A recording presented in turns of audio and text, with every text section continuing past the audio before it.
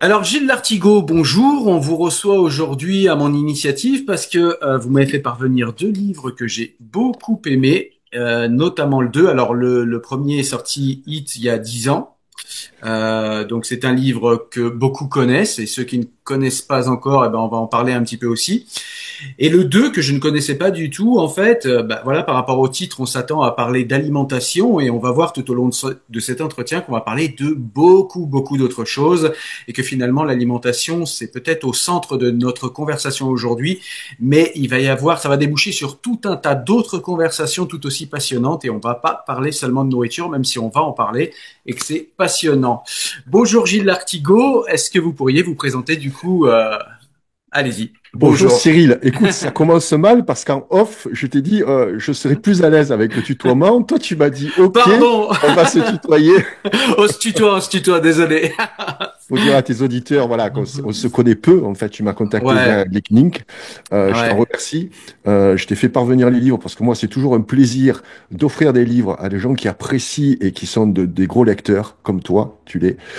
Ouais. Donc, ton retour, je suis très, je serais curieux de savoir ce que tu as pensé de ces livres. Déjà que j'ai vu que tu commentais au niveau de la forme. Tu sais, moi, je suis un fils d'imprimeur. Peut-être que je ne sais pas, puisque tu connais pas ma vie, mais je suis un Ouais, fils d'imprimeur, donc j'ai travaillé dans l'imprimerie.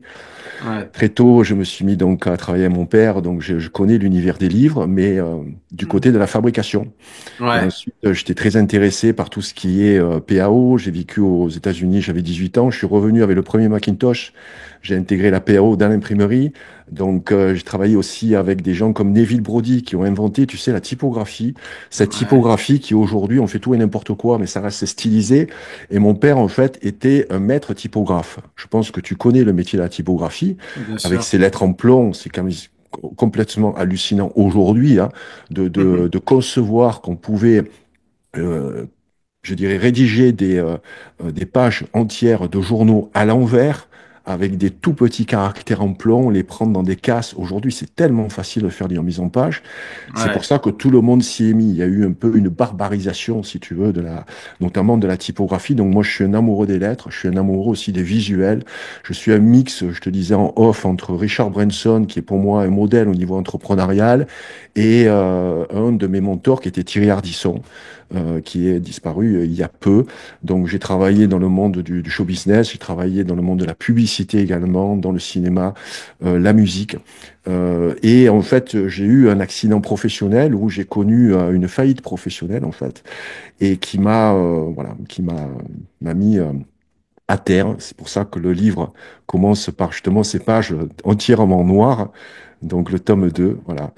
Euh, donc c'est ce trou noir dans lequel j'étais, donc faillite professionnelle, faillite personnelle. Je me suis retrouvé complètement à la rue. Je me suis rendu compte, comme tu montres là sur cette première punchline, que le temps est un bien précieux et que l'homme moderne a une montre, mais il n'a jamais le temps. En fait, le temps nous a été enlevé par cette société moderne et ça a été voilà, un long cheminement. Donc, je me suis reconstruit grâce à ce livre, premier livre Hit, qui est sorti il y a 10 ans. Aujourd'hui, c'est plus de 120 000 exemplaires vendus. Donc, vraiment un gros best-seller qui a marqué son temps. On appelle ça un game changer, où je fais des enquêtes, notamment dans le milieu de l'exploitation animale, dans le milieu de l'élevage intensif, à ne pas confondre avec l'élevage traditionnel, attention. Mm. Et il y a eu tout ce courant, je dirais, des végans qui a un petit peu, je dirais, trahi un peu mon message, en tout cas, qu'il a pris à son compte. Mais je regrette aujourd'hui qu'il y ait cet extrémisme dans l'alimentation. Moi, ce n'était pas mon intention au départ, c'était de montrer comment étaient élevés les animaux, comment ils ont été abattus, comment notre mode alimentaire a évolué dans le temps. Et c'est pour ça que je dis que l'histoire est très importante. Celui qui ne connaît pas son histoire ne peut pas comprendre le présent, quel que soit le domaine. Dans l'alimentation particulièrement, lorsqu'on étudie, moi j'ai un petit peu je dirais, un marqueur c'est un peu ma danseuse, c'est-à-dire c'est cette période fin des années 60, donc on appelle les 30 glorieuses, notamment avec mai 68, où il y a eu une transmutation de la société, ou comme dit Michel Clouscar, qui est une de mes grandes influences, où avant on consommait pour répondre à nos besoins, pour satisfaire nos besoins, mais aujourd'hui on consomme pour satisfaire nos désirs. En fait, le désir a remplacé le besoin, et le besoin est limité. On a Mm. besoin de manger certaines choses pour rester en vie, mais le désir, en fait, est tout le temps inassouvi. Le désir, c'est une espèce de trou noir. Et donc, petit à petit, de l'alimentation, je suis arrivé vers une étude sociétale à partir, avec ce prisme-là, de l'alimentation. Et j'ai connu, voilà, des penseurs et des philosophes très intéressants. Noam Chomsky, que je cite dans le livre, comment se fait-il aujourd'hui que nous ayons autant d'informations à notre disposition et que nous sachions si peu de choses? Voilà, donc la société du spectacle aussi, je pense que ça ne t'a pas échappé. Guy Donc Debord. Guy Debord, bien entendu. Alors je ne suis pas un spécialiste comme tu l'es, parce que j'ai écouté Spinoza. Je t'avoue que, alors c'est très bien d'écouter ce type de vidéo. D'ailleurs, je te félicite parce que c'est vraiment très bien construit, c'est très agréable. Tu as une voix très agréable. Mais je préfère lire en fait parce que quelquefois, en fait, c'est les grosses différences entre la lecture et l'audio, c'est que l'audio, on ne peut pas arrêter, on ne peut pas dire stop, attends, j'ai pas compris, je reviens. Complètement. Tandis que la lecture, tu lis à ton rythme. Voilà. Bon, tu te rends compte que je suis quelqu'un qui parle beaucoup, donc n'hésite pas à m'arrêter parce que après, sinon, c'est un flow continu. Mais voilà, je pense qu'on a bien planté le décor. Bah écoute, c'est hyper intéressant et c'est vrai que moi j'ai l'habitude de laisser parler et en plus tu es hyper intéressant donc je vais te laisser parler. Mais je voulais quand même dire avant qu'on avance un peu plus que les deux livres là, déjà je vous mettrai des liens en description pour les acheter hein, s'ils vous intéressent et à mon avis ils vont vous intéresser.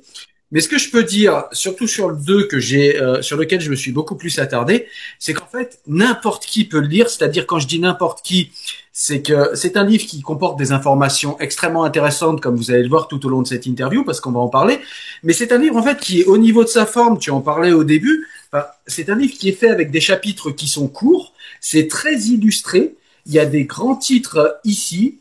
Il y a des punchlines tout au long du livre. Il y a des récapitulatifs aussi sous forme de citations comme ça. Et tout cela est parsemé tout au long du livre, ce qui en fait une lecture extrêmement agréable. Vous voyez, partout tout au long du livre, vous avez des citations comme ça, une mise en page qui est excellente. Hein. Des fois, on a vous voyez, même au niveau de la mise en page ça fait pas des gros textes massifs et du coup, eh ben, ça impressionne peut-être moins ceux qui ne sont pas habitués à la lecture de gros pavés. Et même s'il est épais, je vous garantis, moi j'ai mis à peine une semaine pour le lire, donc c'est un livre qui se lit très vite. Alors moi, on va dire que j'ai l'habitude, mais même quelqu'un qui n'a pas l'habitude, honnêtement, en 10 jours, c'est lu. En plus, on a du mal à le lâcher parce que tout finalement se suit. Donc voilà. Au niveau de la forme, déjà, moi je peux vous dire que c'est un livre qui ne doit pas effrayer ceux qui n'ont pas l'habitude de lire parce que c'est vraiment un livre où beaucoup d'efforts ont été faits et on le voit à la lecture, beaucoup d'efforts ont été faits pour faciliter la lecture de ceux qui n'ont pas l'habitude. Et ça, je trouve que c'est un effort très important aujourd'hui où on s'en parlait en off, des gens qui ont peut-être moins le temps, qui prennent moins le temps et qui ont moins l'habitude en fait de rester avec attention longtemps sur un livre. Donc voilà, déjà au niveau de la forme, c'est génial. Un très beau livre, les deux. Je te remercie beaucoup. J'ai pris beaucoup de temps pour réfléchir à concevoir un livre qui soit accessible à tous. Je suis conscient aujourd'hui qu'on a perdu notre capacité d'attention, on va en parler, mais tu connais maintenant donc mon passé dans l'imprimerie et notamment dans cet art de la typographie, de la mise en page. Moi, j'ai dirigé des Hmm. agences de communication, j'étais directeur de création et directeur artistique, donc on a tout fait, mon épouse et moi, qui est mon éditrice, donc on seul. Hein, je suis Ouais. non pas en auto-édition puisqu'on a une structure d'édition, mais il n'y a pas eu, je dirais, d'interférence. Je n'ai aucun conflit d'intérêt, donc je suis 100% indépendant. D'ailleurs, je le paye aujourd'hui parce que je n'ai pas des revenus, je dirais, passifs comme d'autres avec lorsqu'on est affilié à certaines marques. Et le fait de mettre des punchlines et de mettre des photos, j'ai non pas inventé un style, mais mes livres peuvent être lus de deux façons. La première, c'est de regarder les images et les punchlines. Hmm. Et en fait, on a quasiment tout le contenu du livre, juste en lisant les 70 punchlines qu'il y a dans le tome 2. Ensuite, ce sont des chroniques. C'est pour ça que ça s'appelle Chronique d'une société toxique, puisque les chroniques, en fait, ce sont des formes courtes. Hormis certaines interviews, notamment Nicole Delépine, qui sont ici étalées, mais que tu vois, j'ai segmenté en petites chroniques, en thèmes, parce que j'étais conscient que des pavés comme ça de 350 pages, bon, il faut être habitué à la lecture et c'est pas donné à tout le monde. Donc, je te remercie infiniment de ton, pour moi, c'est un compliment qui me fait chaud au cœur. Merci. Et donc justement, eh bien, on va avancer. Merci à toi pour ces livres. Et on va avancer. Et justement, on va parler de Nicole Delépine. Parce que vous parlez avec Nicole Delépine au tout début du livre, hein, donc que tu as en entretien pour le livre et à qui tu poses des questions, voilà, des questions à propos. Et en fait, c'est une spécialiste du cancer. Et donc, moi, c'est quelque chose que je ne connaissais pas et j'ai appris une foule de choses lors de ton échange avec Madame Delépine, notamment que, eh bien, au niveau de la cancérologie, au niveau de la pratique dont auxquels les médecins en fait font appel pour guérir le cancer, eh bien ils n'ont plus le choix en fait pour guérir le cancer, ou en tout cas leurs choix sont limités, on va dire. Nicole Delépine nous donne quelques petites astuces pour pouvoir quand même, si on est porteur du cancer, eh bien peut-être demander d'autres manières de se soigner. Mais en tout cas, on voit que eh bien tout ça est normalisé et au niveau européen. Est-ce que tu peux nous en dire un peu plus? Je ne vais pas développer ces parties-là parce que j'aimerais que les gens prennent le temps en fait de lire Nicole Lépine. Moi, je ne suis pas en fait un médecin, je n'ai pas la carte, tu vois. Donc, je ne peux que rajouter, que rapporter des propos. Ouais. J'ai travaillé pour le premier livre avec quand même un professeur émérite qui s'appelle Pierre-Marie Martin, qui était mon parrain dans le monde de la médecine. Moi, j'étais un néophyte complet, hein, donc Ouais. je ne connaissais pas du tout ce monde-là. C'est lui qui a participé également à la découverte des perturbateurs endocriniens. Tu vois, donc c'est quelqu'un qui était vraiment très aguerri sur le sujet. Et lorsqu'il m'a Mhm. parlé la première fois des perturbateurs endocriniens, je t'avoue que je ne savais pas du tout ce que c'était. Il faut se rappeler Ouais. que c'était il y a 10 ans, donc j'étais un des premiers également à remettre, je dirais, ce dossier sur la table. Et Nicole Lépine, ça a été la même chose. En fait, elle m'a été amenée par une amie qui m'est très chère, qui a disparu dans des circonstances quand même dramatiques. Elle s'appelle Claire Séverac. Et Claire Séverac, donc, m'avait conseillé d'interviewer Nicole Delépine, notamment par rapport au traitement du cancer. Depuis 2004, il y a un Institut national du cancer en France qui impose des traitements aux cancérologues. Voilà. Donc les docteurs aujourd'hui, les cancérologues, et pas que, hein, ont perdu leur liberté de soigner. Voilà. C'est-à-dire, si vous avez un problème cardiovasculaire, quasiment 100% des cardiologues, que vous ayez du cholestérol ou pas, ils vont vous fourguer des statines. Voilà. Donc, il y a Mhm. quelqu'un aussi qui est spécialiste de ce sujet-là en France, c'est Michel Delorgeril.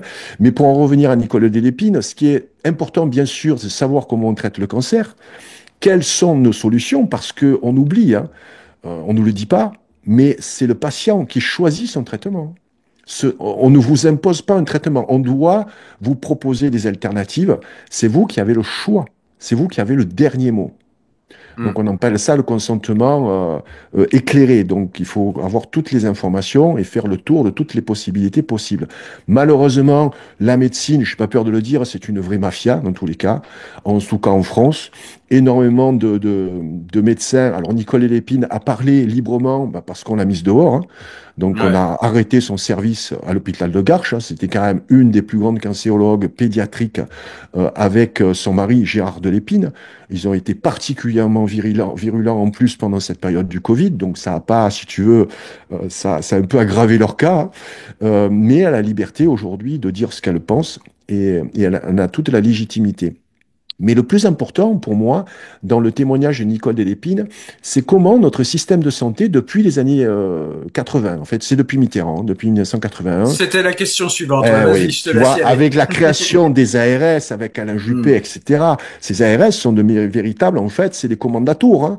Donc il Hmm. faut, ils contrôlent tout, en fait, tout le territoire, toutes les spécialités, tous les hôpitaux. Il y a également la T2A. Aujourd'hui, quand vous allez dans un hôpital, ils préfèrent vous facturer, par exemple, bon, on en Ouais. revient toujours aux opérations du cœur, on préfère vous facturer aujourd'hui un pontage que plutôt de vous mettre des stents. tout Ouais. simplement. Voilà. Alors, je ne dis pas qu'il faut pas de pontage, il faut pas de stent. Attention, hein, voilà, moi je ne suis pas docteur, hein. Je vous dis juste ce que je sais aujourd'hui. Et tu vois, cette mutation du système de santé en France des années 80 à aujourd'hui, même des infirmiers ou des jeunes docteurs hein, qui sont arrivés, je dirais, dans les années 2000, ne connaissent pas le passé. Ils ne savaient pas comment ça fonctionnait avant. Et là, on en revient encore à l'histoire. Ouais, connaître l'histoire. Donc Et, ça, c'est un passage passionnant, vraiment, c'est un des premiers personnages ouais. du livre, parce que bon, quand même, je passe d'un personnage jusqu'à un survivaliste, en passant par divers autres, même un musicien métal qui va nous expliquer ce qu'est aujourd'hui, je dirais, la zénitude.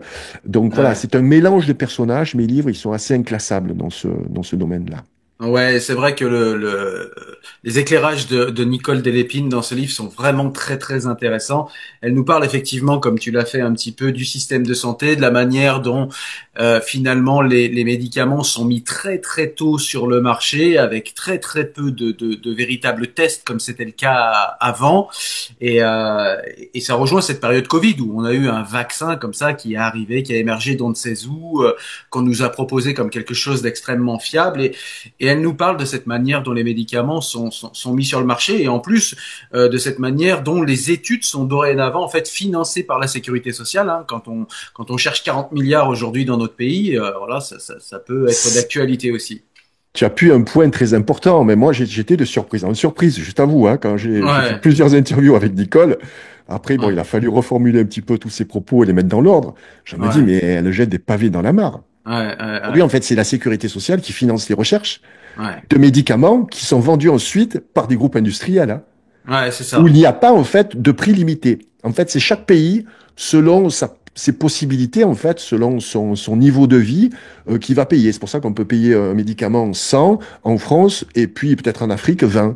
Voilà, Ouais, donc c'est complètement aberrant. C'est-à-dire qu'on paye aujourd'hui de la recherche qui va nous être ensuite revendue. Après, c'est toutes les molécules innovantes. Donc là, j'invite les personnes à lire ce passage de Nicole Delépine qui est fantastique. Et je pense qu'il va vous donner le goût aussi, peut-être si vous voulez aller plus loin. Elle a sorti toute une série de livres sur le cancer, notamment quelles bonnes questions poser à votre cancérologue, parce que le cancer, mm, j'ai 2 personnes sur 3 vont y avoir droit. Donc il vaut mieux se renseigner avant d'être malade. Voilà, en tout cas, Nicole Lépine, c'est une bonne porte d'entrée pour toute cette information dite, voilà, qui sort un petit peu de la doxa et du mainstream. complètement. Elle nous parle aussi, juste petite dernière parenthèse sur cet entretien-là, elle nous parle de l'HAS qui a des avis qui sont très intéressants sur les médicaments qui sont mis sur le marché. Elle nous explique qu'il y en a très peu qui sont des médicaments efficaces et qu'ils sont classés de 1 à 5. Et en fait, j'ai été voir sur le site de l'HAS en fait après, et effectivement, les médicaments sont classés de 1 à 5. Personne n'écoute l'HAS, mais en tout cas, nous, on peut, si on veut se renseigner, avoir des informations fiables sur les médicaments en allant sur ce site. Voilà, je voulais juste le placer entre parenthèses. Alors, la HAS, pour préciser, c'est la Haute Autorité de Santé. Tout à fait. Voilà. Et je mettrai le lien d'ailleurs pour ceux qui veulent aller voir. Alors on va parler d'alimentation, hein, puisque c'est surtout là, enfin c'est surtout là, pas que, mais en tout cas c'est par ce prisme-là que tu as été connu en premier, par l'alimentation. Donc en fait, dans ton livre, en fait, tu nous parles déjà de la fameuse citation d'Hippocrate. Je voulais commencer par là. Tu sais, celle que tout le monde en développement personnel distribue, que ta nourriture soit ta première médecine. Et tu nous expliques que s'il y a une part de vérité là-dedans, c'est quand même un faux et qu'il ne faut pas croire, comme certains gourous le font croire, qu'on peut par exemple guérir un cancer juste en mangeant correctement. C'est plus compliqué que ça. Alors, c'est vrai que c'est une phrase qui est habituellement attribuée donc à Hippocrate, mais elle a été détournée. Voilà. Ça veut dire, c'est pas ton aliment soit ton seul médicament. Voilà, Ouais, tout ça, ça a été détourné parce que j'ai pas retrouvé vraiment de traces en fait. L'origine, là aussi, on remonte dans l'histoire, mais c'est ouais, surtout. Bon, en fait, ça a été un peu transformé à travers les siècles. Voilà. En ouais. tout cas, l'alimentation contribue à une bonne santé, hein, entre l'alimentation, l'exercice physique, le sommeil.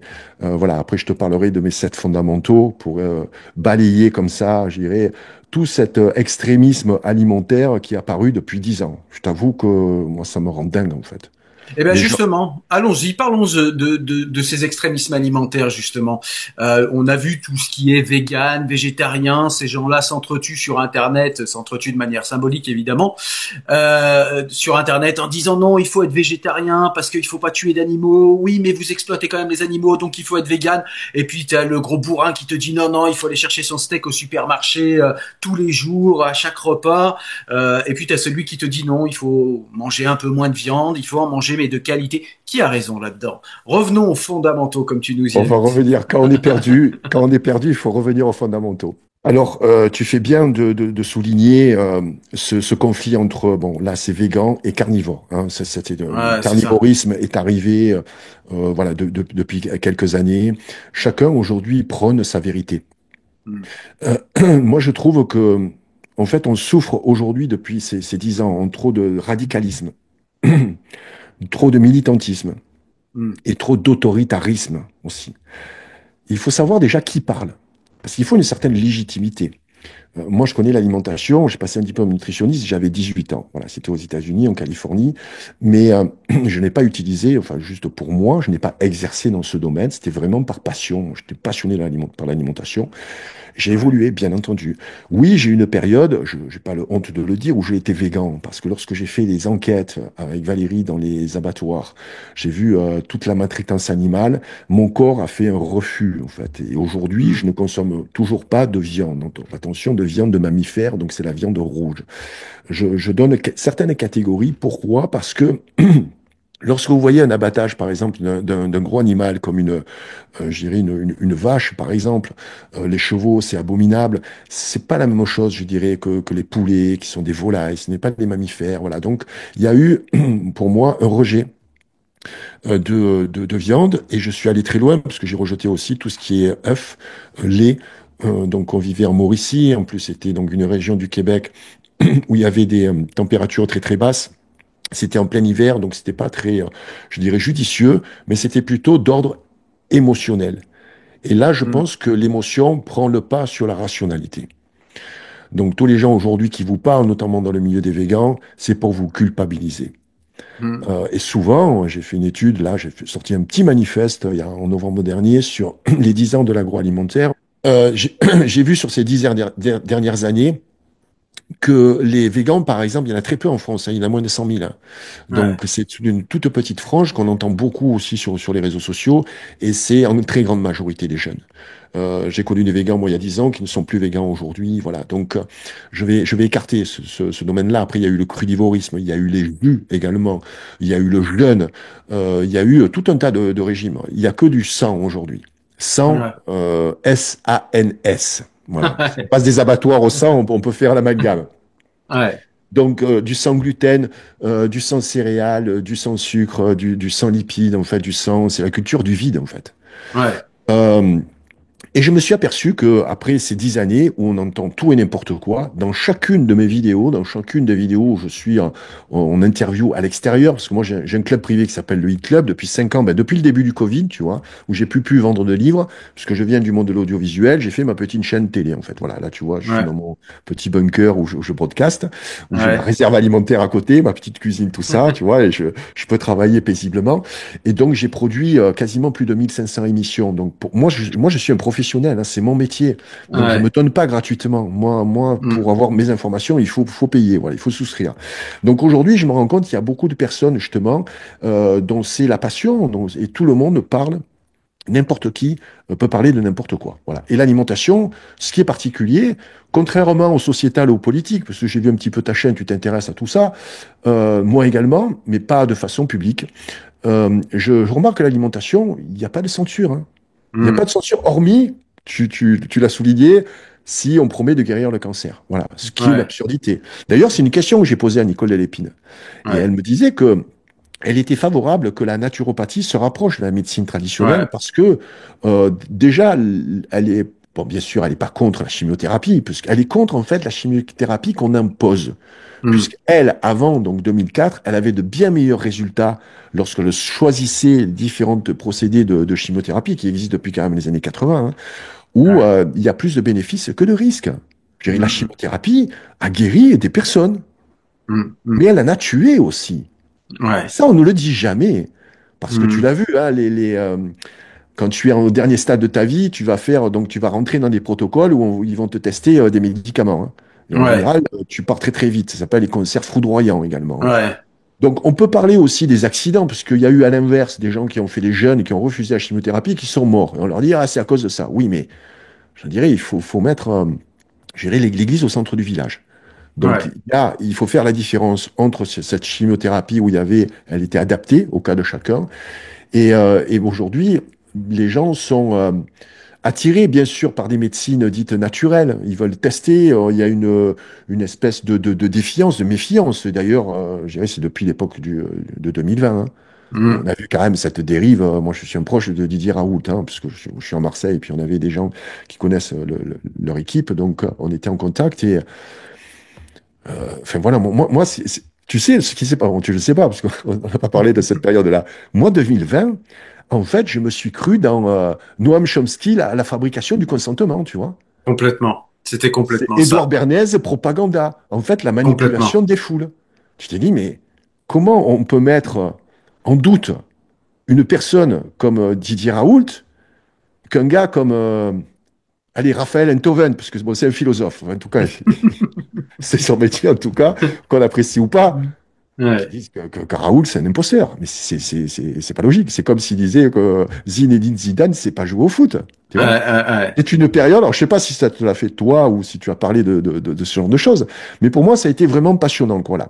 Donc, pour en revenir à l'alimentation, excuse-moi cette digression. Donc, aujourd'hui, on est complètement perdu. Je pense qu'on est encore plus perdu qu'il y a 10 ans, parce on est saturé d'informations. Mais pour ça, j'ai un Ouais. truc, je te dis, il faut revenir aux fondamentaux. Exactement, ouais. Pour répondre au niveau du Covid, j'avais fait des vidéos à l'époque et effectivement, moi, j'étais très solitaire avec ma famille à cette époque parce qu'on a refusé justement la propagande et la religion, j'ose le dire, qui nous était imposée à l'époque. Et ça a été hyper compliqué pour tous ceux qui avaient envie de récupérer un peu d'autonomie et qui avaient un esprit critique. Effectivement, on a vu des clusters d'imbéciles à la télé en train d'expliquer que de grands spécialistes comme Raoult, Perron et d'autres étaient des abrutis finis, alors qu'au final, les faits leur donneront plutôt raison. Donc voilà, oui, effectivement, je suis assez d'accord avec toi sur cette période. Donc voilà, l'alimentation n'est pas du tout censurée. C'est pour ça qu'il y a tout un tas d'informations. Il faut déjà vérifier la légitimité de la personne qui parle. Je te disais tout à l'heure, j'ai vu là un gamin de 12 ans en fait qui expliquait que l'avoine, il y avait des antinutriments, etc. Oui, c'est vrai. Moi, de toute façon, je suis un fervent, je dirais, ennemi de l'avoine. Je dis que l'avoine, c'est fait pour les chevaux. D'ailleurs, c'est vrai. Lorsque tu regardes l'histoire, l'avoine, le flocon d'avoine, en fait, était donné aux chevaux.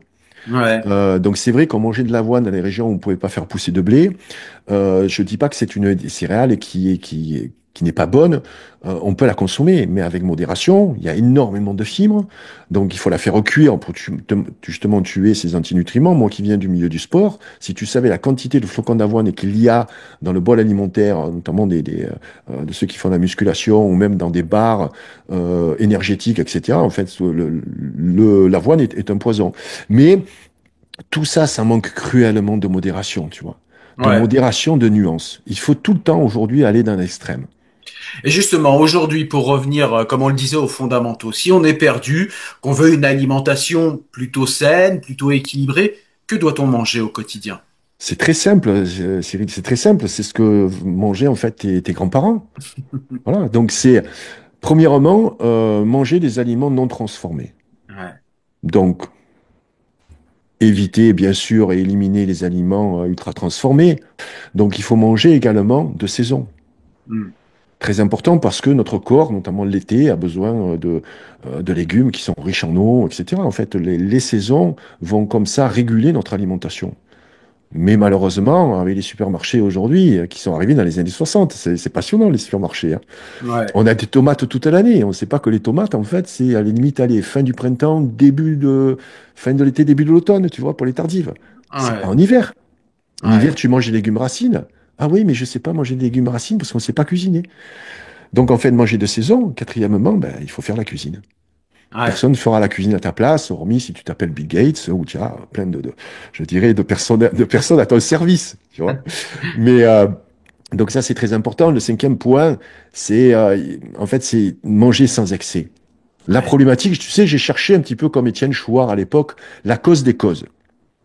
Pourquoi on est malade aujourd'hui? Pourquoi on mange ce qu'on mange aujourd'hui? Ouais. Ma conclusion, c'est qu'on mange plus par gourmandise que par nécessité. Ouais. On mange parce que c'est bon au goût. Donc, Ouais. tout le monde mange parce que c'est bon au goût, oui, mais il faut que ça soit bon également. Au niveau nutritionnel, il faut que ça convienne à notre corps, donc pour répondre aux besoins physiologiques de notre corps. Mais ça, on a tendance à l'avoir oublié. Mais c'est la société moderne hein, qui a transformé tout ça. Voilà. Ouais. Donc, Et donc du le coup, vas-y, pardon. sixième point, c'est important Ouais. également. Les sixième points, c'est qu'il faut faire de l'exercice physique. Hmm. On fait pas assez d'exercice. Alors, je sais que c'est pas forcément lié à l'alimentation, mais ça permet une meilleure digestion. Ça permet également, je dirais, d'utiliser et de brûler les calories qu'on consomme. Donc, on peut, je dirais, manger à sa faim, si tant est qu'on fasse assez d'exercice physique. L'exercice physique est lié également au sommeil. Tu vois, notre société moderne aujourd'hui nous impose de manger quasiment assez tard. Donc, on n'a plus ces 12 heures. Il faut 12 heures impérativement entre le dernier repas de la journée et le premier repas du lendemain. Ah ouais. Donc, tu manges à 8 heures le soir, 20 heures le soir, tu manges à 8 heures le lendemain. Si tu te lèves à 6 heures, tu n'as pas besoin de manger. Et ils vous ont inventé le régime intermittent. Mais moi, je suis mort de rire. Là, je glousse dans ma barbe. Hein. Je me dis, que c'est quoi encore ce régime? Régime intermittent, oui, mais à quelle heure tu manges? Ouais. Après, il y a des métabolismes qui sont lents, qui digèrent moins rapidement, qui n'ont pas fait le matin parce que c'est un métabolisme qui a été ralenti. Mais ces 12 heures, tu constateras, lorsque tu manges un petit peu tard, ben, généralement, le matin, tu n'as pas faim. C'est pas grave, tu Ouais. manges pas. Tu prends ton petit encas et tu l'apportes donc au bureau et tu manges pendant la pause, tu vois. C'est très Ouais. important. Le septième, par contre, le septième, c'est celui que je préfère, que tout le monde adore. C'est en fait transgresser les 6 premières règles. Voilà. Faites-vous plaisir. Mais attention, attention.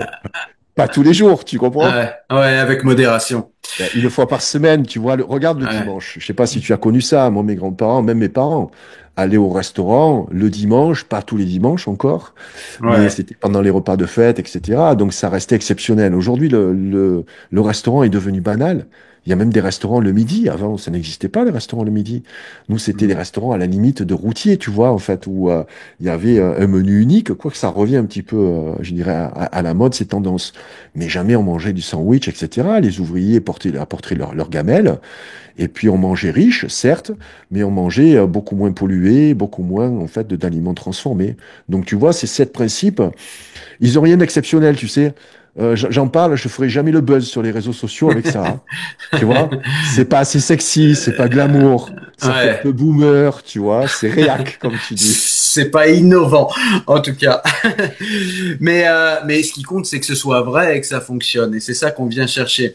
Et du coup, de la viande, il faut en manger ou pas? Alors, tu nous as dit que voilà, il y avait peut-être quelques extrémismes au niveau de ces régimes-là, mais du coup, de la viande, on en mange ou pas au quotidien? Ben, la viande, bien sûr, fait partie d'une alimentation normale. On peut ne pas consommer de viande, mais ça, c'est Hmm. une donnée en fait qui est purement idéologique. Hein. Ouais. Je pense que je crois que tu as eu, tu m'as dit ta période végétarien, donc mais c'est de l'idéologie. C'est pas forcément bon pour la santé. Hmm. On peut en consommer, il faut en consommer peu, comme consommaient aussi nos grands-parents. Hein, ils mangeaient de la soupe avec un petit peu de poulet, ils mangeaient des fois parce que le bœuf est arrivé très tard dans l'alimentation humaine. Hein. C'est en Ouais. fait des animaux issus de la chasse. C'est ça la principale problématique de la viande d'aujourd'hui. Parce que la viande, notamment le cochon, 95% du cochon est produit dans des usines d'élevage intensif. Donc, ils sont nourris aujourd'hui avec des céréales qui contiennent beaucoup d'oméga 6. Donc, c'est une viande pro-inflammatoire. Idem pour les vaches laitières. Idem, sauf les bœufs qui sont des bœufs d'herbe, et des vaches aussi qui sont à l'extérieur, qui sont pas nourris avec les grains. Ils ont un rapport d'oméga 3 ou d'oméga 6 qui est correct. Parce que les oméga 6, c'est le principal vecteur aujourd'hui de maladie, ce sont des acides gras inflammatoires. Donc le problème de la viande, avant on en consommait, c'était la viande issue de la chasse. Hmm. C'était la viande, en fait, tu sais, de la bourgeoisie. Hein. Après, Hmm. le peuple, c'était le bouilli. Hein. Le bouilli, c'était la soupe. Tu Ouais. connais ça, donc Ouais. le Ouais. bouilli et le fumé, c'est ça. Donc voilà, et le rôti. Donc c'était des issus de la chasse. Donc aujourd'hui, on mange beaucoup trop de viande par rapport, je dirais, à leurs sources d'élevage, qui sont des élevages intensifs. Voilà, donc il faut chacun consomme ce qu'il veut en fait, mais il faut avoir conscience que cette viande-là, si vous achetez de la viande du bœuf d'herbe, c'est pas à 10 € le kilo. Hein. Ouais. Donc, ça va coûter un certain prix. Après, il y a des régimes qui ont fait leurs preuves, c'est le régime végétarien, en tout cas. On peut très bien se substanter parce que dans le régime végétarien, il y a des protéines animales. Et les protéines animales, peu importe, je dirais, et là je me fais rouer de coups par mes amis végans, parce que j'ai encore des amis hein, dans le milieu, c'est ceux qui font pas de prosélytisme, tu vois.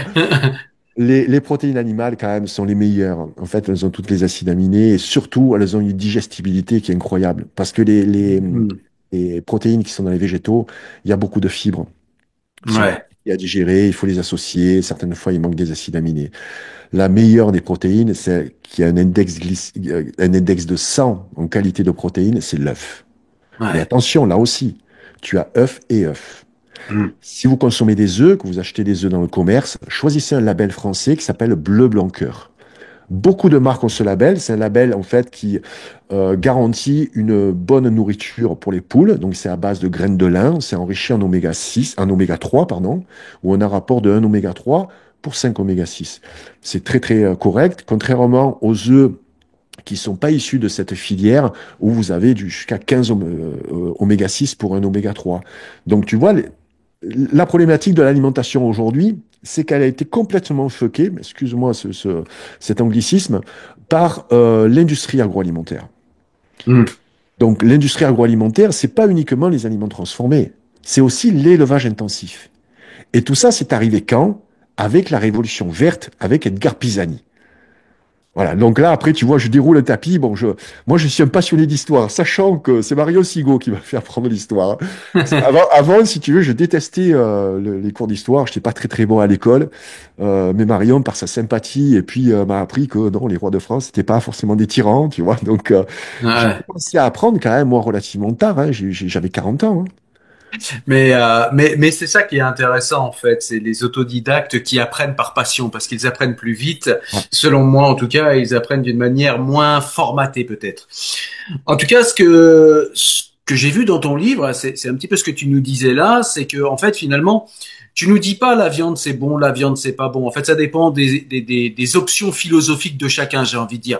Mais par contre, tu nous expliques que finalement, il y a quand même une manière de produire la viande aujourd'hui qui fait que c'est-à-dire que tu dénonces quand même la manière dont les animaux sont traités dans les abattoirs, l'industrialisation en fait comment dire de la production de la viande aujourd'hui, et c'est ça en fait qu'il faut pas manger. C'est pas forcément la viande en tant que telle, c'est voilà cette industrialisation de la mort en fait que tu critiques en fait dans ton livre. C'est ça. Hein.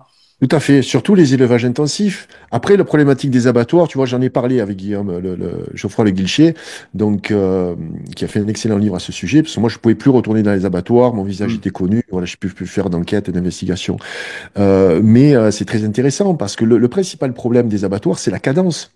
Il faut Mm. maintenir une cadence élevée pour vendre moins cher et pour maintenir les marges, tout simplement. C'est pour ça que les animaux sont maltraités. Et il faut se mettre à la place aussi des tueurs, hein.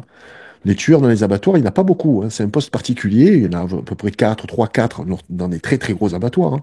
Des gens qui abattent jusqu'à 600, 800 bêtes par jour. Tu vois, le karma un petit peu. Donc, des profits très particuliers. Après, le reste, c'est des gens qui vont découper de la viande. Et il y a une remarque quand même, je ne l'ai pas dit dans mon livre, mais j'avais rencontré quelqu'un qui travaillait dans un abattoir. Il me disait, tu sais, la grosse différence, j'ai dit, là, quand tu manges de la viande, en fait, nous, on a l'habitude de manger de la viande, de prendre le steak, même de le couper, etc. C'est la viande qui est froide. Ouais. Nous, dans les abattoirs, en fait, la viande, elle est chaude. Ça fait une très, très grosse différence. Voilà. Donc, Ouais. mais pour en revenir à la viande, non, vous pouvez bien entendu, je dirais, on a toujours mangé de la viande hein, depuis la nuit des temps, mais je vous dis, c'était la viande issue de la chasse. Donc, privilégier quand même une viande qui est correcte. Aujourd'hui, on a le choix de notre alimentation. Tu montres d'ailleurs une page dans le livre, c'est un ticket de rationnement. Ouais, La tout à Première fait. Guerre mondiale. Ouais. Donc, manger strictement le nécessaire. Rappelle-moi le texte exact. C'était qu'il fallait qu'on mange, qu'on se prive un petit peu. C'était pas ça le mot, c'était pas privé, mais en gros qu'on mange vraiment ce dont on a besoin pour laisser. Tiens, je l'ai trouvé, on va y arriver. Hop. Voilà, montre-le, il est magnifique. Voilà. Afin qu'ils se- Afin que ceux qui sont au front aient chaque jour le nécessaire, supprimez à vos repas tout ce qui constitue le superflu. Ouais, c'est ici. Ouais, je Parfait. pense que ça peut être le titre de mon prochain livre, tu vois. Parce que ça, en fait, c'est le mode alimentaire, je dirais, qui est imparable. C'est imparable. Donc, supprimer, tu vois, le superflu. Aujourd'hui, on mange trop, en fait. On mange trop de gourmandises, voilà. Et je suis tombé après par hasard, mais bon, il n'y a pas de hasard. Mais c'est vrai que ce ticket de rationnement m'a fait comprendre qu'aujourd'hui, bon, on a le choix de notre alimentation. Donc, on peut Ouais. choisir. C'est un Oh, luxe, tu sais, d'être végétarien ou végan, hein. C'est hmm, vraiment un luxe, hein. bien On n'est pas sûr. en période de disette, on n'est pas en période de famine, on n'est pas en période de guerre, hein. Donc, quand ces gens-là me donnent des leçons, j'ai quand même du répondant. Voilà, je leur fais pas de cadeaux. Complètement. Et pourtant, malgré ça, tu expliques quand même dans ton livre que les végétaux sont extrêmement intéressants. Alors, tu es assez critique.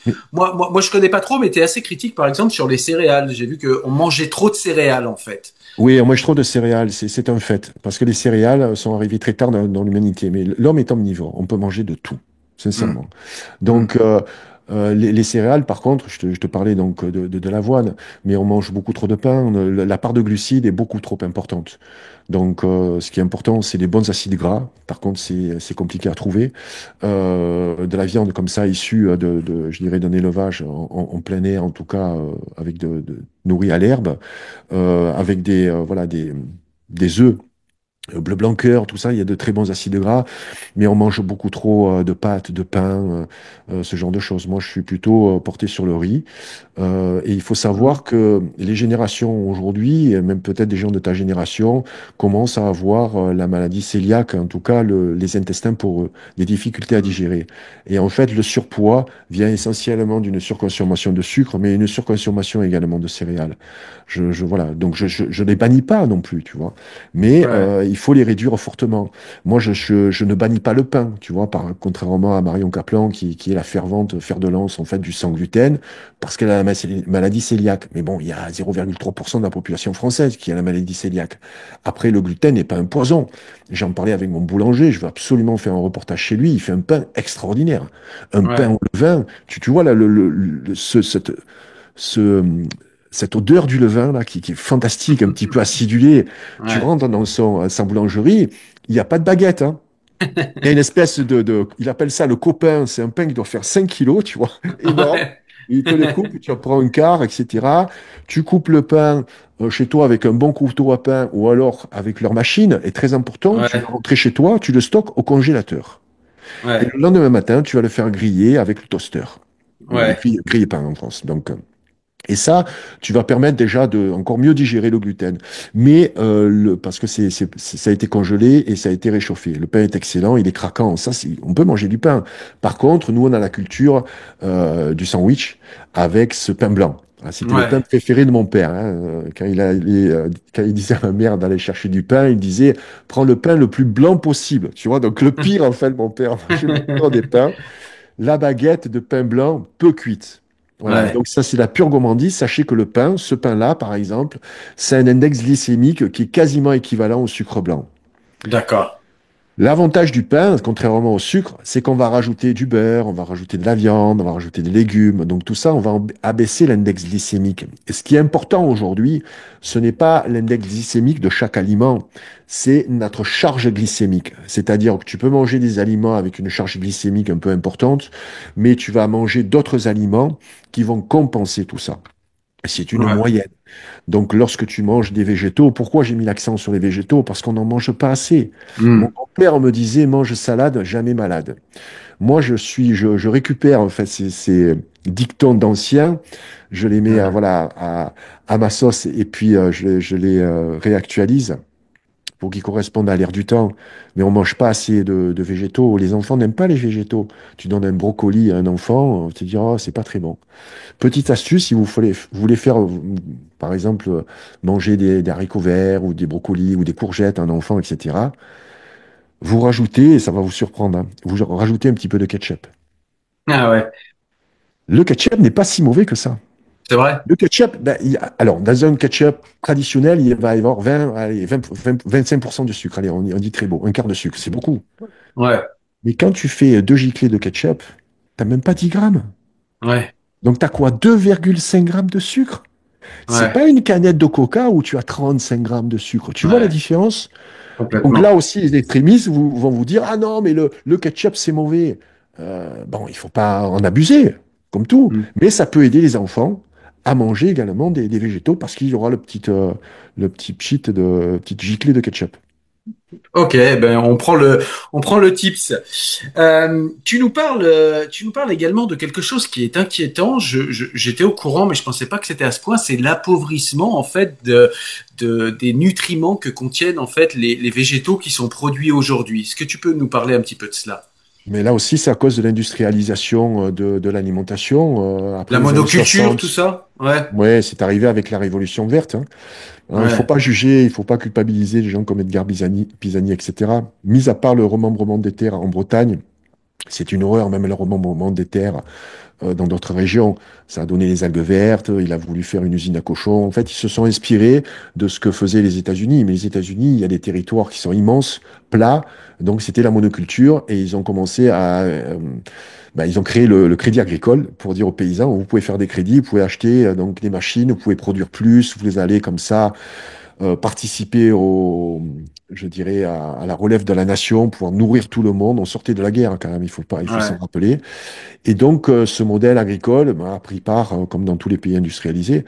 Et le fait qu'on cultive de façon massive, on va appauvrir que ce soit les céréales, mais surtout les fruits et les légumes, parce que beaucoup d'eau, parce que des monocultures, parce que des semences qui sont OGM, parce qu'il y a beaucoup aussi après les pesticides, hein, il y a l'entrée donc des pesticides, des herbicides, etc., qui sont des perturbateurs endocriniens, mais surtout l'appauvrissement au niveau des nutriments, parce que avant, comme on vendait sur les marchés, euh, par exemple les pêches allaient être vendues quasiment du jour au lendemain.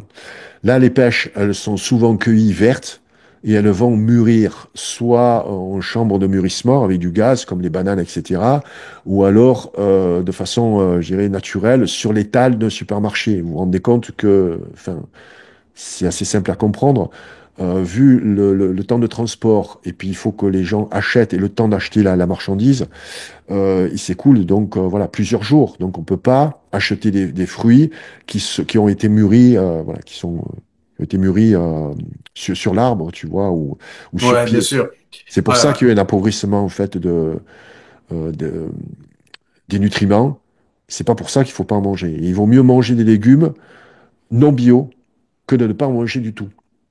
Si vous n'avez D'accord. pas le budget pour acheter des légumes bio, parce qu'aujourd'hui, c'est du délire complet, hein. Le Toutes les prix, ouais. enseignes bio, c'est des marges en plus qui sont deux fois plus importantes. Tous les grands groupes ont investi dans des bio. Mis à part quelques petites coopératives, et encore, je vois même dans le sud, on a encore des choses qui arrivent d'Espagne, hein. Donc c'est bio, mais la problématique après du bio, c'est que là, ça se conserve pas du tout. Donc des Hmm. fois, tu achètes des pêches, et 3 jours après, il y a la moitié qui ont pourri. Ouais, et puis C'est... il y a un souci avec le bio. Alors juste, je place une parenthèse, pardonne-moi Gilles, Vas-y, vas-y. juste pour dire à ceux aux téléspectateurs qui nous regardent, que là on parle beaucoup des problématiques. Restez jusqu'à la fin, on va parler quand même des solutions. Même si Gilles a déjà commencé à nous parler de ses fondamentaux, on va répondre par des solutions à tout ça. Ouais, je vais dans ton sens pour ce que tu dis pour le bio. Moi, par exemple, j'essaye de consommer bio. J'ai 6 enfants. Je veux dire, rien n'est pensé pour les familles de 6 enfants en fait. Ils nous vendent des petits sachets avec 3 biscuits dedans. Qu'est-ce que je vais faire avec ça, moi? Et ça coûte un bras en plus. N'achète pas des biscuits, n'achète pas des biscuits plastiques, tu les fais, tu les cuisines. C'est mon épouse qui le fait Ah souvent, oui, c'est il faut vrai. qu'elle fasse des gâteaux, c'est fantastique, il faut faire les gâteaux. Ça, c'est une porte d'entrée incroyable. Moi, je me Ouais, souviens que ma mère, ma grand-mère, surtout, et surtout mon grand-père, cuisinaient beaucoup. ouais, Et donc, voilà, c'était le dimanche était dédié, en fait, à la cuisine, hein. Et c'est du cuisine, en fait, qui avait beaucoup d'odeur. C'est pour ouais. ça que lorsque je parle avec des crudivores, j'ai un peu de peine pour eux, parce qu'en fait, la cuisine crue, par exemple, ce qui lui manque, c'est les odeurs, en fait. Ouais, c'est pas odorant, ouais, c'est vrai. La cuisine, c'est ça qui est beau. J'habite le cabanon de mon grand-père, donc la cuisine est dans l'espace de vie. Donc quand Ouais. je rentre, bien sûr, ça sent la nourriture. Mais aujourd'hui, on a même des hottes aspirantes. On veut pas que ça sente, tu vois, la nourriture. C'est fantastique. Tu sens comme ça ce cake qui cuit au four avec de la cannelle. Tu sens que le raisin qui a été trempé un peu dans le rhum, tu vois. Ouais, Il y a les papilles, tu salives d'avance, quoi. Tandis ouais, que tu achètes au supermarché le même cake qui doit valoir 7-8 euros, tu vois, les 200 grammes, qui est comme ça, sous ouais, plastique, il sert à rien ouais. du tout. Tu l'ouvres, tu vois, tu manques quand même une étape. Ouais, tout à fait, je suis d'accord avec toi. Et avant de parler du bio, je pense on va développer un petit peu sur le bio. Je voulais quand même depuis tout à l'heure, tu nous parles beaucoup un peu, enfin, tu nous parles du sortir en fait des années 50, c'est-à-dire du sortir de la France de la Seconde Guerre. Et puis tu nous parles aussi de l'américanisation un petit peu. Et puis on le voit bien chez nous, McDonald's, Coca-Cola, etc. Est-ce qu'il n'y a pas un peu ça aussi dans l'alimentation? On constate sur d'autres sujets que j'ai traités sur la chaîne une américanisation de la France. Est-ce que c'est le cas en alimentation? Oui, c'est American Invaders. C'est un article que j'ai écrit. J'ai écrit pour un journal qui s'appelle La Furia, et j'avais écrit un article comme ça qui s'appelait American Invaders. Donc l'invasion américaine. Oui, tu as tout à fait compris. Mais tu sais d'où ça vient l'invasion américaine? Ça vient en fait du plan Marshall.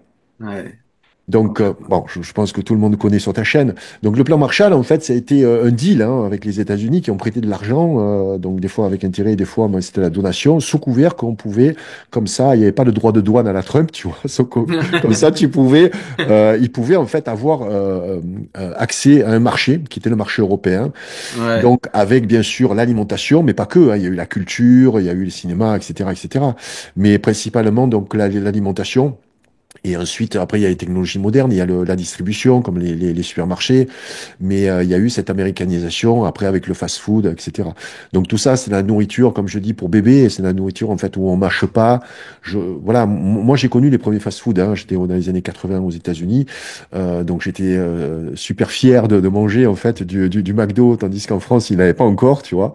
Donc, ouais, mais je suis vite revenu.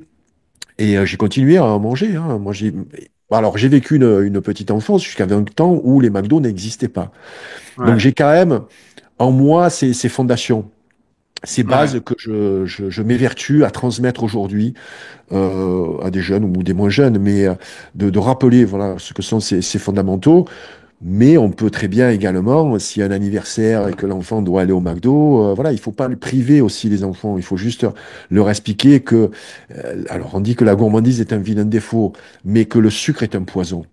En ouais, fait, si vous donnez des céréales, par exemple, le matin à votre gamin avec du lait, par exemple, peu importe, qu'ils sont végétales ou animales, les céréales sont à bannir le matin, c'est beaucoup trop sucré. Il faut vraiment faire un gros effort sur le sucre. Le sucre devient une addiction. Le sucre est le principal poison aujourd'hui dans notre alimentation. Il a toujours été. Qui plus est aujourd'hui où c'est que du sucre transformé, et j'inclus même les édulcorants aussi, parce que c'est exactement la même problématique.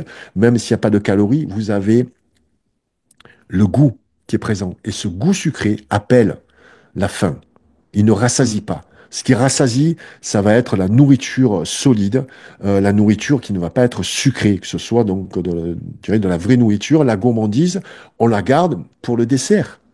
On ouais. mange pas, je dirais, sucré entre les repas, ou alors c'est un fruit avec des oléagineux, on revient, tu vois, sur du naturel. Mais je comprends que c'est compliqué. Pour toi, peut-être qu'il y a 6 enfants, je pense qu'avec... ils ont quel âge, si c'est pas indiscret?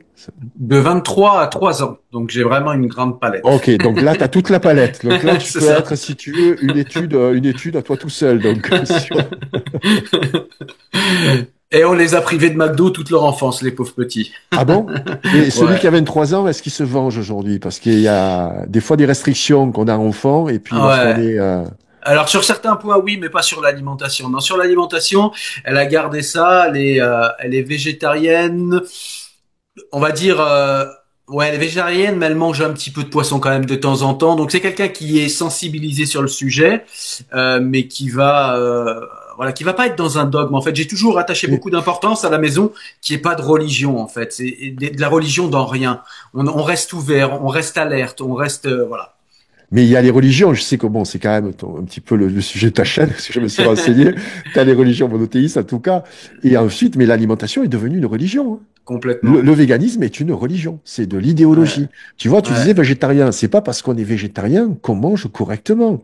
Moi, je connais des complètement. végans qui sont en surpoids. Pourquoi? Parce qu'ils mangent beaucoup trop de légumineux, ils mangent beaucoup trop sucré également. Hein. Je suis végan, ce n'est pas un mode alimentaire. C'est un combat politique que je respecte. Hein. Je Hmm, peux respecter des végans qui veulent justement abolir, je dirais, cette exploitation animale. Après, il faut retrouver quand même le bon sens. Hein. ouais, Il y a complètement. les animaux que l'on aime et les animaux que l'on mange. Voilà. Même si on aime les animaux, je dirais, je côtoie aujourd'hui beaucoup de personnes dans la protection animale. Je te prends un exemple. Les dizaines de milliers de bénévoles qu'il y a à la SPA, on peut pas dire qu'ils aiment pas les animaux. Il y a très Hmm, très peu de végans. Tu vois, donc il n'y Ouais. a pas de corrélation entre tout ça. Mais aujourd'hui, on a faussé en fait les choses. Donc pour en revenir au végétarisme, on peut très bien manger, mais si on mange des cochonneries à côté, c'est pas forcément très bon. C'est pour ça qu'il faut pas classer les personnes par rapport à leur mode alimentaire. Voilà, il faut manger correctement et si on en revient à mes 7 fondamentaux, ils peuvent s'appliquer, qu'on soit végétarien, végétalien, omnivore, carnivore, peu importe. On revient toujours à la base. Complètement.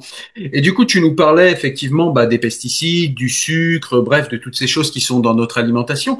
Finalement, si on mange bio, même si c'est très cher, si on mange bio, est-ce que c'est mieux? Est-ce que on a de l'alimentation de meilleure qualité ou est-ce que c'est du greenwashing?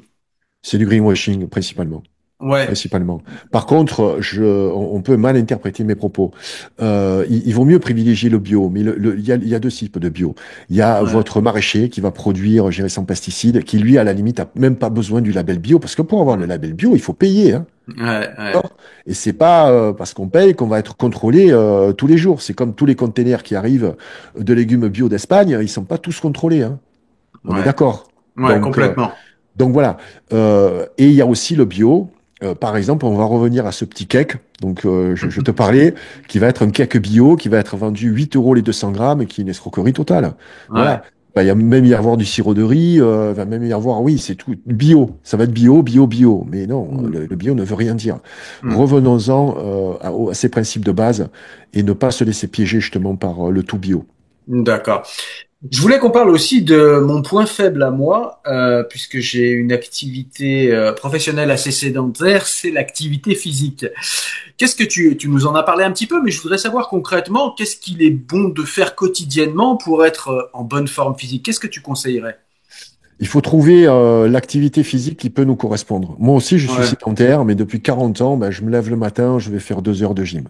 Voilà. ouais, C'est pas 2 heures de perdu, hein. Je mets pas une playlist dans les oreilles, même si je ouais. suis producteur et j'adore la musique.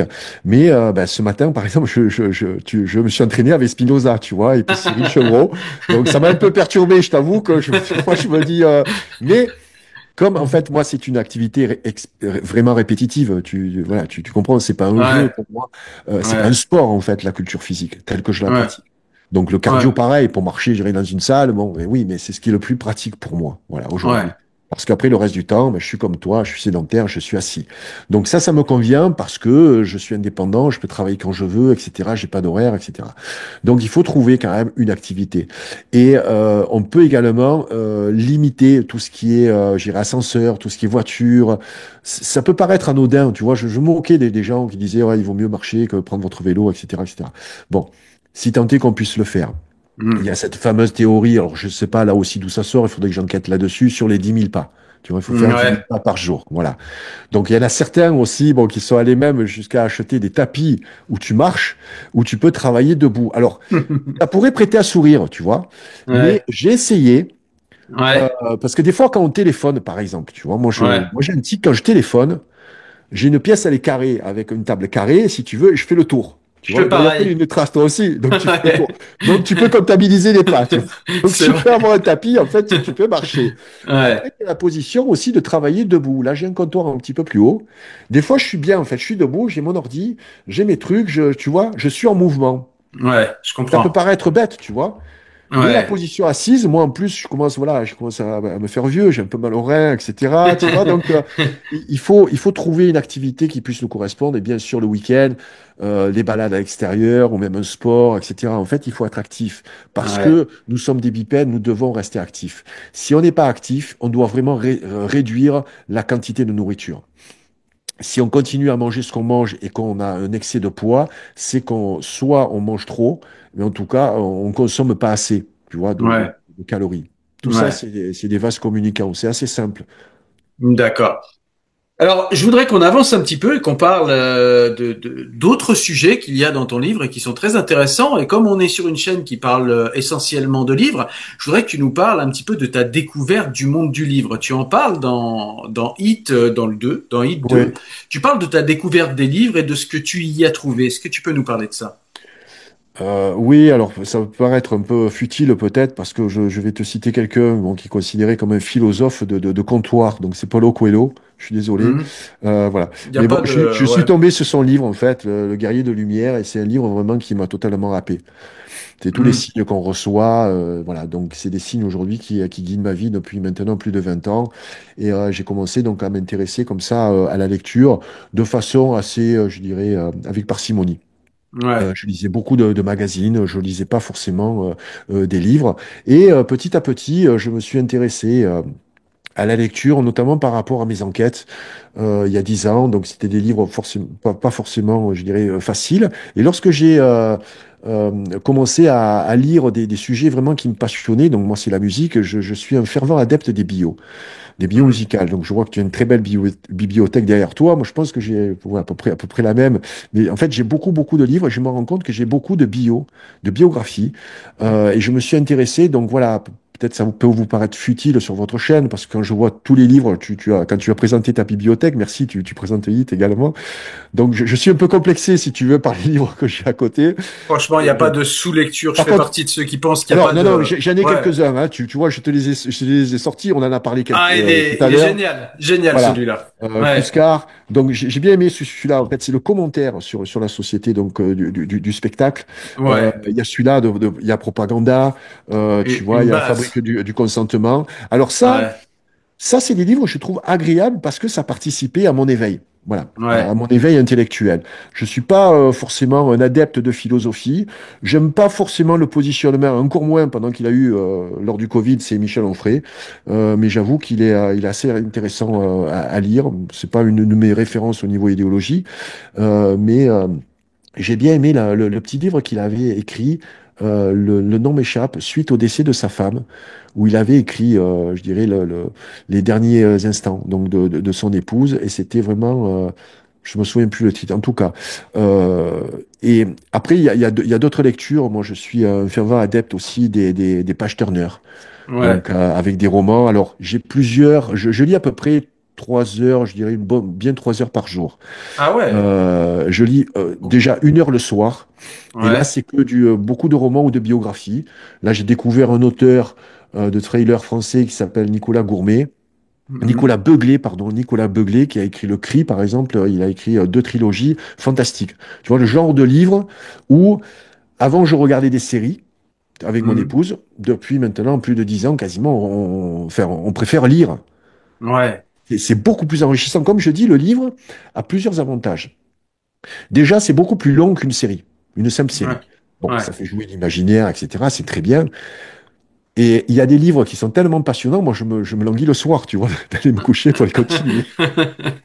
C'est génial ça quand même, tu vois. Ouais. Et le livre, moi je le conseille à tout le monde, c'est pour ça que je suis très fier que tu m'aies invité sur ta chaîne. Je sais qu'on est écouté par des lecteurs.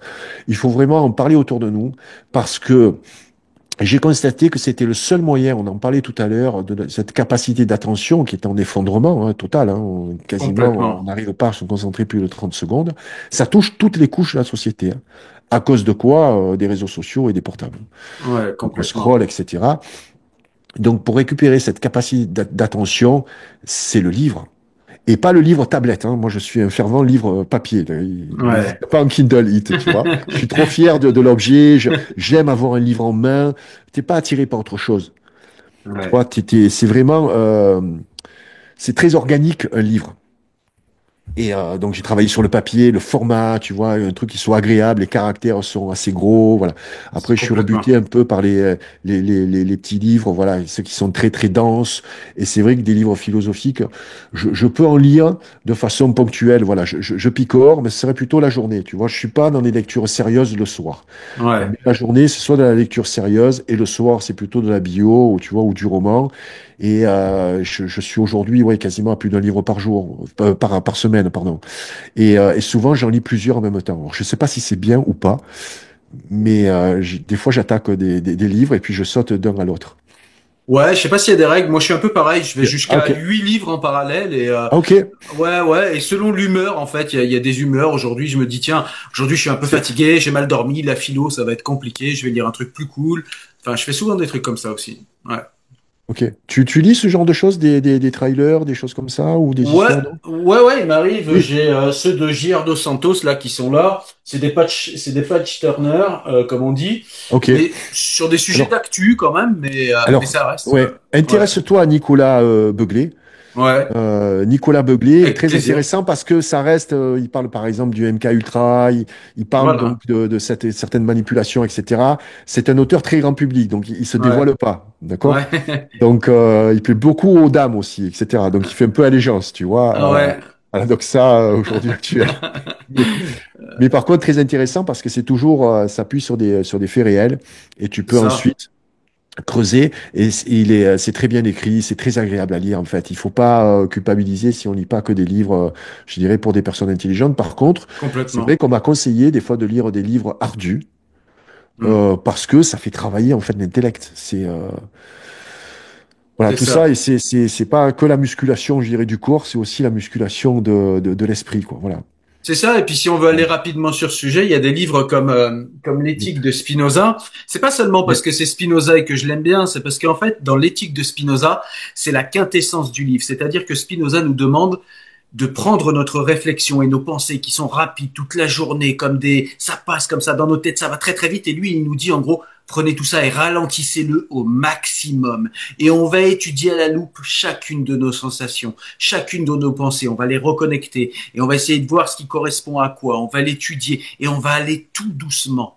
Et on a 5 parties de l'éthique qui nous demandent de ralentir notre réflexion au maximum pour aller au plus pertinent. Et ça, c'est vraiment un véritable effort. Moi, ça m'a demandé 20 ans pour le comprendre ce truc, mais encore aujourd'hui, c'est un effort en fait de lire l'éthique. C'est vraiment donc voilà. Voilà pourquoi les livres ardus parfois ça peut être intéressant en tout cas. Merci pour cette recommandation. En tout cas, ça m'intéresse et j'invite tout le monde, en tout cas vous qui êtes lecteur, puisque vous regardez cette chaîne, d'en parler autour de nous. Et je remarque que quelquefois, il faut même arriver avec des... Je crois que tu avais présenté même une BD, non, sur Spinoza. Oui, Ouais, complètement, faut arriver aussi par la BD. Moi, je suis un grand fan de BD, hein. Il complètement, y a la BD, c'est pas la BD, c'est pas Pif Gadget, tu vois que complètement. j'ai connu aussi, c'est la franco-belge.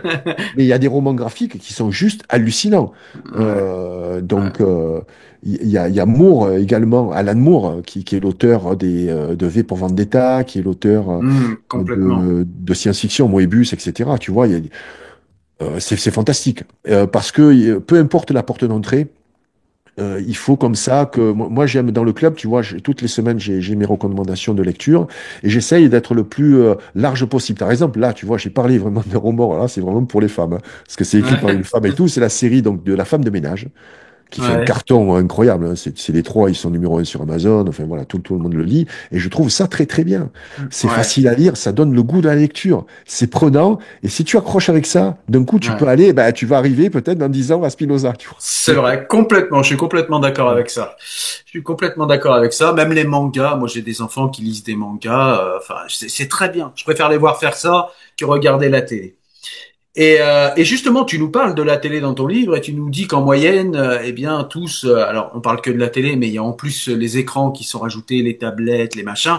On perd beaucoup de temps et en fin de semaine, on a peut-être une journée en fait, voire peut-être plus, à mon avis, qu'on passe là-dessus. Oui.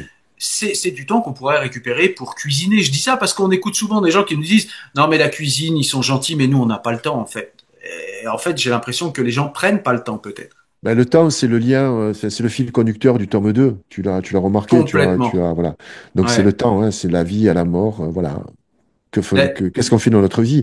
Le temps qui passe, c'est le temps où on ne peut jamais l'acheter, hein, personne ne peut l'acheter, même pas Bill Gates, hein, donc c'est quelque chose qui est impalpable, qui est important. Il faut en prendre conscience. Après, moi, j'utilise au quotidien les réseaux sociaux, hein. Je suis obligé aujourd'hui, puisque je suis quand même un peu blacklisté, bah, à cause de Nicole Delépine, hein, merci Nicole. Parce que le 1, j'ai fait toutes les émissions de télé, tu vois, j'ai fait Ardisson, j'ai fait Arthur, j'ai fait Decaune, mais le 2, par contre, non. ouais. Je comprends pas pourquoi, tu vois, mais il pensait que j'allais parler toujours des animaux, mais non, non. Il parle des lobbies pharmaceutiques, ça passe pas. Ouais, ça passe Pour moins. rappeler que c'est 2010 2017, hein, c'était avant 2020, hein. Ouais, Donc voilà, je suis sur les réseaux sociaux, c'est quand même un outil incroyable, c'est fantastique, hein. On peut trouver du contenu complètement. très intelligent sur les réseaux sociaux également, il faut trier. Après, le temps, comme je dis, on a tous 24 heures par jour, ben, on doit classer nos priorités. On doit classer Complètement. nos priorités. Après, le temps donc de télévision, c'est vrai qu'au plus on regarde la télévision, au moins on a envie de l'éteindre. La télévision, aujourd'hui, j'englobe les écrans, parce qu'il y a beaucoup de personnes aujourd'hui qui regardent, par exemple, des séries Netflix ou autres, qui est vraiment un instrument de propagande. Tiens, en parlant de séries et de propagande, tiens, je viens de finir ce livre, je peux peut-être vous le conseiller. Ça s'appelle les séries TV et leur rôle idéologique. Ah, je Donc, connaissais c'est pas. chez Contre-Culture, ça s'appelle donc, c'est par Mohamed Ridal. Très intéressant parce que ça parle déjà de la révolution d'Hollywood des années 70 et surtout Ouais. pourquoi aujourd'hui Netflix promeut ce genre, voilà.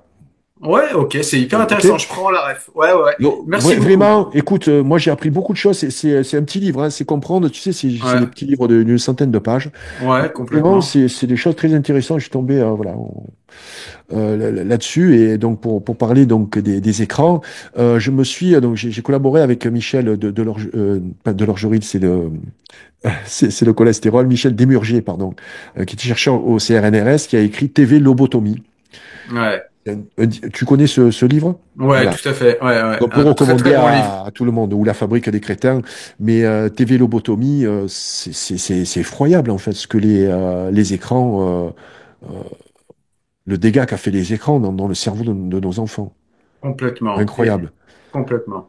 Et oui, Donc, la fabrique des crétins, ouais, tu as raison, c'est aussi un très très bon livre. Ouais, ouais, ouais, c'est clair. ouais. Ouais, Donc, le conseil que je donne bah, à ceux qui me suivent, hein, ils le savent, donc c'est d'arrêter les écrans, voilà, après le dîner, dîner quand même le plus tôt possible pour pouvoir manger le lendemain matin, et après se prévoir du temps pour se trouver un bon livre et puis voilà, être addict au livre. Et puis, vous savez, quand vous finissez un livre, un bon livre, un livre qui vous a vraiment accroché, c'est comme on est un petit peu orphelin à la fin. ouais, c'est vrai. Tu vois, Ouais, on ouais, se dit. complètement. Et j'ai lu des vidéos, on recherche un groupe fétiche, c'est le groupe Kiss. Bon, Ouais, faut savoir que je suis né au siècle passé, hein, dans les années ouais, 66. C'est le premier groupe, donc il m'a vraiment donné envie de jouer de la musique et puis d'être producteur, etc. J'ai eu pas mal une carrière de producteur de la musique, mais et Kiss, voilà, ça réveille toujours quelque chose en moi. J'ai lu peut-être une dizaine de bios de Kiss. La première, elle faisait 900 pages. ouais. Ah bah écoute, j'aurais préféré qu'elle fasse 2000 pages. Je voulais pas qu'elle s'arrête, tu vois. Tu vois, le plaisir que tu prends comme ça à lire un bouquin qui t'embarque. Ouais, Peu complètement. importe. Il faut choisir en fait, chacun doit avoir, doit trouver ses lectures, les lectures qui le passionnent. Exactement. C'est un magnifique conseil parce que c'est exactement ce qu'il faut faire. Il y a des gens qui se disent, oh, il faut que je lise ça, il faut que je... Non, il n'y a pas de il faut. Qu'est-ce que tu aimes? Et va vers ce que tu aimes sans complexe. Il n'y a aucun problème. Complètement. Alors, il y a une dernière partie du livre que je souhaiterais qu'on aborde avant de terminer l'entretien, qui fut déjà très riche et dense. C'est toute la partie autonomie, récupération d'autonomie. J'ai beaucoup aimé ça parce que pour moi, le survivalisme, hein, ça, c'est un monde que moi je ne connais pas. Je voyais ça comme des illuminés qui pensaient que demain le système allait s'effondrer, même si c'est pas impossible. Mais voilà, je voyais ça comme des gens un petit peu illuminés qui se préparaient, couteau entre les dents, à attendre la fin du monde pour voilà. Et finalement, l'interlocuteur avec qui tu discutes de sujets, eh bien, nous montre que finalement, ça m'a fait penser à Walden ou La vie dans les bois Oui, oui, c'est ça. de De Henri Walden, David de Thoreau. Walden, ouais. Ouais. Ouais, c'est ça. De Taureau, Bon, ouais. ouais, Ouais. exactement, ça me fait penser à ça. C'est en fait une récupération d'autonomie, il me semble, non? Oui, parce que j'ai vécu 2 ans dans les bois, moi, en fait, donc en Mauricie, dans Ah, le petit bien. village de Saint-Élie-de-Caxton. C'est là, avec Valérie, où on a créé Hit. Et donc, quand on est arrivé, qu'on a pris cette maison, qui était une maison en bois, et qui datait du 18e, fin du 18e, en fait. Et même début 18e, parce qu'elle a été construite en 1905. Et donc, il y avait un gros poêle à bois. Je dis, mais il n'y a pas de chauffage et tout. Oui, il y a un petit chauffage électrique, mais tu sais, parce qu'on louait, en fait, cette maison Ouais. bord de lac et le propriétaire nous disait non, non, mais je vais vous faire livrer du bois, vous verrez donc au mois de juillet. J'ai dit, ah bon, au mois de juillet, c'est l'été. J'ai dit, oui, l'été, il est très court, parce qu'en fait, l'hiver, tu durais 8 mois là-bas, tu vois. Donc, c'était un peu surprenant. Et là, comme on a été coupé un peu du monde, des fois, on n'avait pas d'électricité pendant plusieurs jours, etc. Ben, on a commencé à constituer des réserves. On a Ouais. donc rentré le bois, donc je te dis pas, il y avait au moins une 10 terres de bois, tu vois. On a passé les journées à remplir comme ça le bois, à nourrir en fait, ce poêle à bois qui était un poêle donc qui chauffait toute la maison par un conduit, si tu veux, qui montait sur les 2 étages. C'était incroyable. Et c'est là où je me suis dit quand même. c'est pratique, voilà, on peut vivre en autonomie. Et quand je vois la panique que c'est lorsque dans les supermarchés, ben, il y a des ruptures, enfin, il faut pas être angoissé. Il faut toujours avoir au minimum, je dirais, une semaine de nourriture chez soi. C'est une règle qu'avaient nos grands-parents. Moi, mon grand-père, là, il avait sa petite cave. Donc la cave, je la remplis. Bon, je sais que lui, il y avait pas mal de piquettes. Tu sais, c'était du vin qu'il produisait avec des conserves, etc. Donc, ben oui, Ouais, ouais, ouais. c'est des principes de base. C'est le survivalisme a eu une mauvaise image, tout comme les végans, parce qu'on a exagéré tout ça. Mais c'est allé trop loin. Mais quand on revient sur des principes, le survivalisme de mon grand-père, donc avoir un minimum, je dirais, de réserve hydrique, de bouffe chez soi, et puis voilà, avoir des principes, comme toujours avoir de l'essence dans sa voiture, on sait jamais, avoir, voilà, un petit peu, je dirais, on a une armoire à pharmacie quand même chez soi, on a ce qu'il faut aussi dans la voiture, on peut très bien prévoir les ruptures de la normalité. Et les ruptures de la normalité, je pense qu'on en a connu pas mal ces dernières années. Voilà. Donc, ce sont des principes tout simples. Tu vois, j'ai voulu un peu désacraliser et puis gommer ce côté armes, défense personnelle, etc., qui est important également, hein, je ne veux pas le nier, mais pour Mm. en revenir plutôt à l'alimentation, quoi. Ouais, il Voilà. s'agit de reprendre de l'autonomie au final, hein, de ce que j'ai compris de cette lecture. Oui, l'autonomie qu'on a perdue, tu vois, on délègue tout à l'État aujourd'hui. On a des allocations, on délègue tout, l'éducation, nos personnes âgées, on les veut plus, donc on les envoie dans des EHPAD. Mm. Donc Mm. c'est compliqué quand on n'a plus à manger, ben on descend au petit dépanneur du coin. Enfin, dépanneur c'est au Québec, c'est des épiceries, tu vois, qui sont ouvertes tout le Ouais, temps. Même un ancien me disait, mais pourquoi tu as des réserves d'eau chez toi? T'as l'eau courante quand même. ouais. Et si t'as pas d'eau courante, un jour, s'il y a une rupture d'eau, s'il y a l'eau qui est empoisonnée, on sait jamais. Mais moi, j'ai un berquier, je décontamine mon eau dans tous les cas. Il faut pas boire de l'eau, tu sais, de l'eau de ville, parce qu'elle contient du chlore principalement. Donc, il vaut mieux purger le chlore. Donc voilà, tout ça, c'est des principes. Et j'étais content de terminer sur ces principes-là, parce que je commençais avec Nicole Delépine, tu vois. Je suis arrivé donc jusqu'au survivalisme avec ces principes de base, quoi. Ouais. Mm. Écoute, est-ce qu'il y a des points que je n'ai pas abordés et que tu aurais souhaité aborder? Et à la fin, j'aimerais lire Oui. un texte qui sort du livre que j'ai beaucoup aimé. C'est celui-là, ça va te rappeler quelque chose et j'aimerais qu'on termine là-dessus parce que Ah, j'ai beaucoup aimé ce petit texte à la fin. Je trouve qu'il il clôture bien le livre. Mais est-ce il y a un point peut-être qu'on n'a pas abordé et que tu aurais voulu aborder? je préférerais pas que tu lises ce texte, en fait. C'est vrai? Bon, Ça alors, te dérange pas. Parce pas qu'en du fait, tout. tu lis la fin du livre. Tu fais comme tous les Ouais. lecteurs. Tu commences par la fin. La fin, en fait, c'est une prière amérindienne, en fait, qui m'a été Ouais. inspirée et que j'ai vue lors de l'enterrement d'une amie qui est très chère, qui s'appelle Violette Maza, Ouais. qui était en fait D'accord. la nièce d'Antoine de Caunes. Et c'était une période une personne très importante pour moi. Pourquoi? Parce que quand j'ai offert ce livre, elle m'a dit, mon oncle, c'est Antoine de Caunes. Je lui ai dit, bon, quand même, j'étais fan, moi, d'Antoine de Caunes. Elle lui a offert ce livre pour son anniversaire. Je connaissais pas du tout Violette. Et 6 mois après, je passais au Grand Journal, c'était en décembre 2014, et ce qui m'a fait vraiment connaître au grand public. Donc c'est pour moi très important, c'est une prière en fait qui relie tout l'ensemble du livre. Merci de l'avoir en tout cas cité, mais tu n'es pas le seul à vouloir la lire à chaque fois, heureusement je me rattrape. Mais il y a des textes, tu vois, qui sont très importants dans ce bouquin, celui-ci en fait Ouais. partie. Il y en a un autre également qui s'appelle Les boîtes, où on nous Ouais. classe chaque fois dans des boîtes. Et là, je me suis inspiré d'une personne qui s'appelle donc Pierre Rabhi. Donc j'ai développé son histoire, hein. On est dans une boîte, hein, donc et puis on finit dans une boîte. Euh, Ouais. Je me et souviens de donc, ça. euh, Ouais. donc voilà, je suis content. Merci beaucoup en tout cas pour ton invitation. C'était un entretien fort agréable. Et je suis très fier d'être présent sur ta chaîne parce qu'elle est de grande qualité et avec des livres, voilà, un lecteur et puis quelqu'un qui partage sa passion. Pour moi, c'est important. La passion est très importante. Eh ben, écoute, le plaisir était partagé. Moi, je suis content de t'avoir reçu sur la chaîne parce que tu avais plein de choses intéressantes à nous partager. Il me reste à conseiller ces deux livres que j'ai beaucoup aimés. Euh, voilà, donc deux livres qui sont très très faciles à lire et très faciles. Ça veut pas dire qu'il y a rien dedans ou que voilà ceux qui sont habitués à lire vont s'ennuyer. Pas du tout. C'est simplement que le livre est fait d'une manière qu'il vient chercher votre attention.